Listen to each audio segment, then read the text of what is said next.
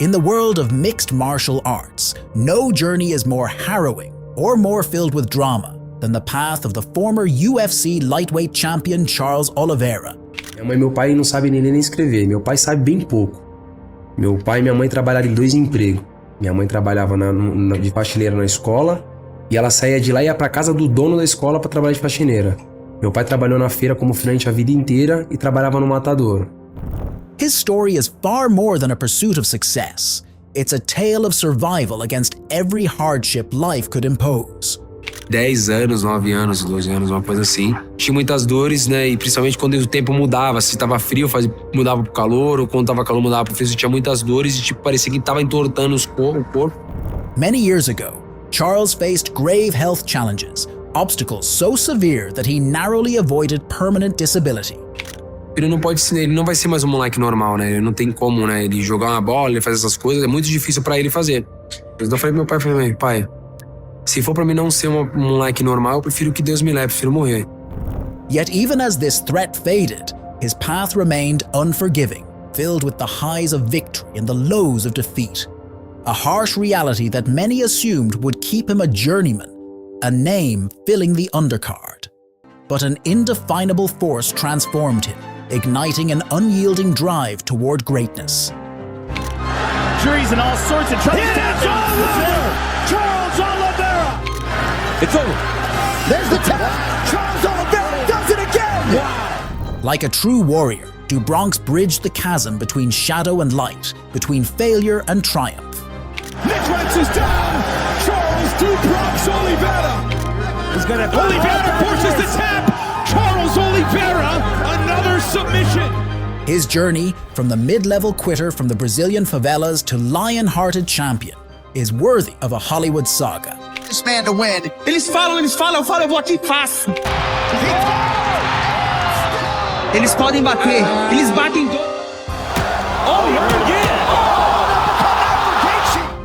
duro em mim, tio. Eu ando pra frente. Mission accomplished. A bebida falou pra mim, você não vai jogar nenhuma bola. E olha onde que eu tô. Eu sou campeão mundial, irmão. Today, we remember why champion has a name, and his name is Charles Oliveira.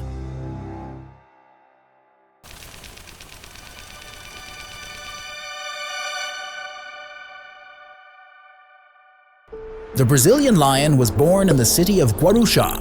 Growing up in less than ideal circumstances, young Charles was compelled to work from an early age. Tava no fundo da casa da minha avó, apertadinho, 6 pessoas.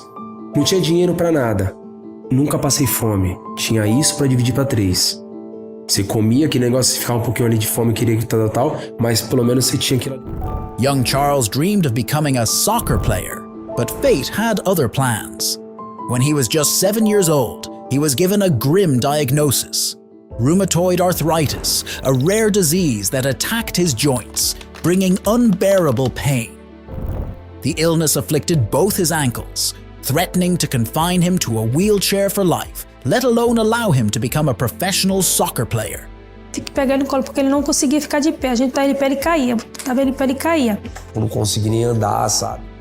For 2 long years, Charles remained in the hospital, battling against his own body.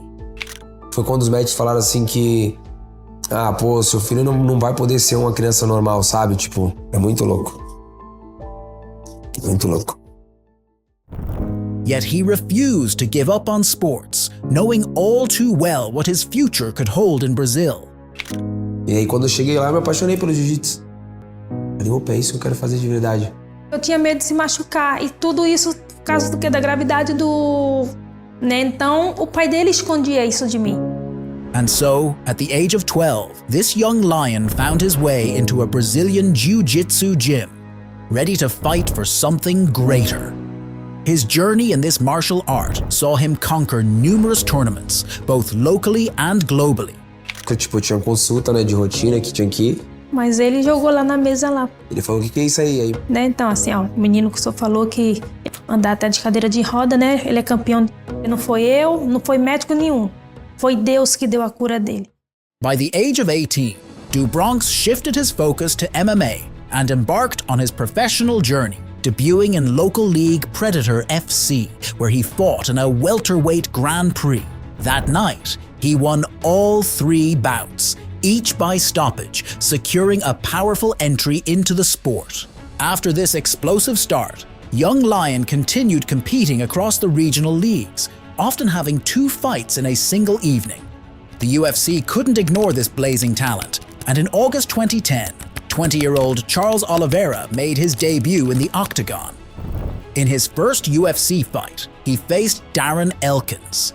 Early in the bout, Elkins took him down, but the Brazilian quickly seized control, submitting Elkins with an armbar early in the first round. Just 40 seconds in, Bronxs made a solid statement, loudly announcing himself to the world's best league. A month and a half later, he returned to face Efrain Escudero, whom he finished after the 3 rounds of intense and equal battle via rear naked choke. This marked an incredible beginning for such a young fighter. At only 20 years of age, Oliveira had a perfect professional record of 14 wins and no losses, with 2 of them being finishes inside the UFC and almost all of them ending by stoppage. But after his victory over Escudero, a dark period began, a streak of setbacks that would haunt the young Brazilian for 7 long years. Quando chegou no hospital, a moça, fiquei pelado e a moça veio tocando, né, no meu corpo e tal, e perguntando, que noite eu tô mexendo? Tá, você tá mexendo no dedão direito? Falei, não. Ah, irmão, aí, filho, só chorei, mano. Excellent guillotine. Both legs hit it over. Anthony Pettis jumps out Charles Oliveira. Eu pensei que eu não voltava a andar mais, que eu não ia ter mais o movimento do lado esquerdo. Pedia pra Deus me deixar eu ser uma pessoa normal ou me levar embora. Deixar eu ficar desse jeito, que eu não queria ficar uma pessoa dependendo de ninguém. A coisa que eu mais lembro foi quando eu entrei pra fazer a ressonância do corpo inteiro, só que eu tava amarrada e deu tipo um espasmo. Eu comecei, mexeu, tal. During this period of time, Bronxs fought 17 times, winning 8, while 1 fight was declared a no contest due to an illegal knee, and 8 were losses, spanning everything from knockouts to severe injuries. In 2018, after suffering a second-round TKO to Paul Felder, something in Oliveira changed. It's hard to say what exactly shifted in the Brazilian's mind, but after that loss, he began his legendary 11-fight win streak, transforming from prey to apex predator, climbing to the very top of the division's food chain. Bronxs' resurgence began on June 9th of 2018, when he took a short-notice fight against Clay Guida. Feeling the full power in Brazilian Lion's strikes, Guida sought refuge in grappling, only to find himself ensnared in Oliveira's signature guillotine choke. Following this fight, Charles defeated 5 more fighters in dominant fashion, showcasing an array of finishing techniques, from rear-naked chokes to devastating knockouts. These fights were just warm-ups on his crusade to the Olympus of the lightweight division. His true journey began in March 2020 amid the pandemic. That night, he faced Kevin Lee, who entered the fight on a 2-3 record from his last 5 fights and even missed the weight, breaking the lightweight class limits. Before the bout, the Motown phenom boasted about himself being the better version of Charles, but Bronxs silenced him, outsmarting him at every possible aspect of the fight game before finishing him with a guillotine choke in the 3rd round. Oliveira was vocal about the desire of facing the winner of the long-anticipated Khabib-Ferguson bout, which was supposed to happen the night of UFC 249. Fate heard his request, but fulfilled it in her own way, giving him only half his wish, as his next opponent was not Khabib, but an embattled Tony Ferguson, who was coming off a devastating loss to Justin Gaethje, which have changed good old El Cucuy forever. Even though it was the first fight since the fight with Justin, the change in Tony was already evident that night. Yes, he was the first in 11 bouts whom Bronxs could not finish, but the entire fight was a grim affair for fans of the boogeyman. In the final seconds of the first round, Charles locked in terrifying armbar, and while Tony refused to tap, the Brazilian twisted his arm with a brutal force. The battle, while painful to watch, continued with Oliveira's dominance for the remaining 2 rounds, earning him a unanimous decision victory. Obrigado, Jesus. O bravo tem nome, Jesus. Charles Oliveira tá chegando. Chutebox, Magagol de Team DNA. É nóis. Pode vir, filho, mas vem você sem entender nada, porque nós tá pronto. É isso. impressive streak of 8 consecutive wins, 7 of which were finishes and built on blood and sweat, secured Brazilian Lion a title shot for a vacant lightweight title against former Bellator champion Michael Chandler. Well, the guy's been on a tear forever. Always been a dangerous guy, has had some ups and downs in his career. He's a talented dude, and here he is. The night of UFC 262 was all that stood between Bronx and the dream he'd pursued for a long years of his life. Chandler tried to hype the fight up, claiming that he wanted to get the best version of Charles. And one could say, be careful with what you wish for, because dreams do come true. The night of the fight, Iron Mike got exactly what he asked for. After a brutal first round where Chandler nearly finished Oliveira. There's that left hand. Oliveira's in trouble. Down. He's in real trouble. Oliveira in the world of trouble early. The Brazilian Lion managed to weather the storm and unleashed his fury in the second, tagging him with a devastating left hook and finishing him with a barrage of punches.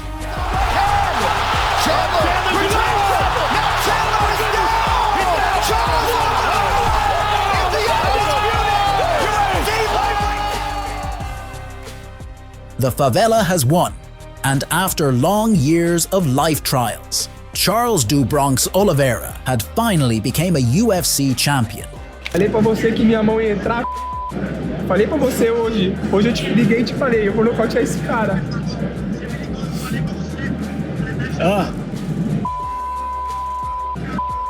Eu tô chegando, mano. Nossa, Favela venceu. Chama, filho. Despite this grand success, many refused to recognize Charles as the true champion, as the division still had an uncrowned champion recognized by the public, Dustin Poirier. But Bronx silenced his critics once again at UFC 269, when he submitted the diamond via standing rear-naked choke in the second round and gifted Dustin a second submission loss in the championship bout, proving his spot on the Olympus of the fight game. Há 11 anos eu entrei aqui e eu falei que eu era o menino no meio dos leões. Hoje eu tô te provando e provando pra todo mundo que eu sou o leão no meio dos leões. In May 2022, Oliveira faced another former title challenger who were also submitted in the fight of his life, Justin Gaethje. Despite critics who predicted Gaethje would undoubtedly be the one to knock out and stop the Brazilian, all my criticism of Charles is from a kid that we were talking about, that we all watched grow, and now we're talking about a man with confidence. It's a different person, but ultimately, the same Charles is still there. Choices were made in that by him, and the choice to quit was made. And I'm going to give him that choice on Saturday night. I guarantee that. The Brazilian Lion shocked the world once again, demonstrating indomitable resilience. The highlight managed to drop Oliveira twice in the opening exchanges, but in the face of overwhelming adversity, Charles turned the tide, finishing Gaethje with a rear-naked choke. Landed the right hand.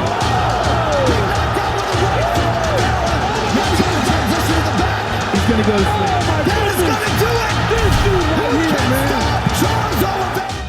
Although he was no longer technically the champion due to a controversial weigh-in issue. Cara, teve problema na balança, eles avisaram todos os lutadores e eu fui o único que não fui avisado. Pra mim a comissão me roubou, isso ninguém vai tirar da minha cabeça. He silenced any doubt about his status as the division's king. Tá faltando alguma coisa aqui, não tá? O campeão se chama Charles Oliveira, o Charles do Bronx. But unfortunately, UFC 280 marked the end of his reign as Islam Makhachev demolished Charles, knocking him down and submitting him via arm triangle in the second round. Following this shocking defeat, many fans speculated that Bronx would never be the same. As he entered his next fight as the underdog, he was set to face a Syrian contender, Beneil Dariush, a versatile fighter on a notable win streak, who had recently broken into the top 5 of lightweight division by defeating rising prospect Mateusz Gamrot. I think this is one of the few times where I would say defensively I'm better. Typically, that's not something I say. However, Bronx had a slightly different point of view. That night, the Brazilian reminded everyone why he was once the champion, Stunning Dariush early in the fight, Oliveira defended all attempts to dominate him on the ground, and after coming back to stand-up, Charles sent Beneil crashing down with a devastating high kick and a follow-up flurry, showing the world that there are indeed levels to this game. After finishing a formidable threat in Beneil Dariush, who would later serve as a stepping stone for his next rival, Charles was swiftly granted the chance to redeem his previous loss to Islam Makhachev. Their rematch was set for UFC 294 in Abu Dhabi, but fate had its own plans. Just 2 weeks before the event, Oliveira suffered a severe cut above his eye during a sparring session, forcing him to withdraw from the bout. The one to replace him was at the time still dominant featherweight champion Alexander Volkanovski, and the outcome of that heartbreaking chapter is well known for everyone. But that's a story for another time. As it was already said, Dariush would later face a similar fate, falling to the rising prospect in Arman Tsarukyan, who would soon stand as the next challenge for the Brazilian Lion in a battle for the right to face Makhachev. This title eliminator took place on the night of the historic UFC 300. What can be said of that fight? Did Oliveira lost it? Absolutely. Can it be called as a one-sided beating and total domination? Not at all. At 35, the Brazilian Lion held his own against the hungry 28-year-old prospect, being very close to finish in both the first and third rounds. Though history is indifferent to what-ifs, one can only wonder if that fight would have been for 5 rounds instead of 3. With all due respect to the young Armenian, the outcome might have been entirely different. And the most recent appearance of the Brazilian Lion in the octagon dates back to November 2024, at that bizarre fever dream of an event known as UFC 309. In the main event, the greatest duck of all time tried to convince the world that a 42-year-old man who'd been knocked out and retired 3 years ago was somehow a more deserving title challenger than the reigning interim champion. Meanwhile, in the co-main, Bronx stepped in for a rematch with Michael Chandler, a fight absolutely no one in the entire MMA world had asked for. And as painful as this is to admit, this time it took Oliveira 5 full rounds to finally get the job done against a Chandler who hadn't fought in 2 years. That's right, it took Charles 5 rounds while Paddy finished that same man in the 3rd. Maybe I'm wrong, and maybe I'm jumping to conclusions, but that fight felt like a warning sign. Charles looked older, slower, and maybe, just maybe, not as hungry as the man who once tore through the division like a beast possessed. And trust me, I'd be the happiest man in the world to be wrong about this. The life path of every UFC fighter is uniquely challenging, yet for me, no story compares to the inspiring saga of Charles Oliveira. Many call Khabib Nurmagomedov or John Jones the greatest of all time, and it's hard to overstate their achievements.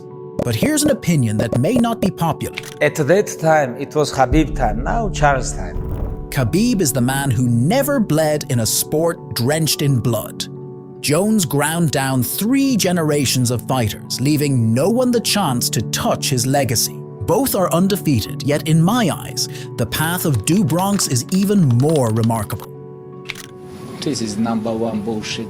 In the beginning, Charles was an ordinary journeyman, not a standout star, and known more for losses in critical fights. With 8 defeats behind him, he seemed destined to linger in the middle of the pack. UFC came out saying that he had no injuries. Am I the only one that saw that write-up? I'm pretty sure everyone saw it and they said... Yes, most of those losses were to top fighters of his era, Max Holloway, Frankie Edgar, Donald Cerrone. But who could have ever believed that one day this man would string together 11 consecutive victories and claim the title of the world's best MMA league? Only Charles himself, who unwaveringly believed in his dream from his earliest days. For me, such a dramatic transformation is far more powerful and inspiring than the story of undefeated championship reign, because as Rocky once said, it's not about how hard you hit, it's about how hard you can get hit and keep moving forward. Don't get me wrong, The men like Khabib are bones born once in a century, and their athletic accomplishments will be very hard to top. Just as hard as the story of the hardships that Charles was able to go through. The Brazilian Lion didn't just withstand life's blows, he fought back with unwavering resilience. And though he may no longer hold the title, and time may not be on his side, the Favelas have already claimed their victory once. The champion will always have a name, and that name is Charles Oliveira.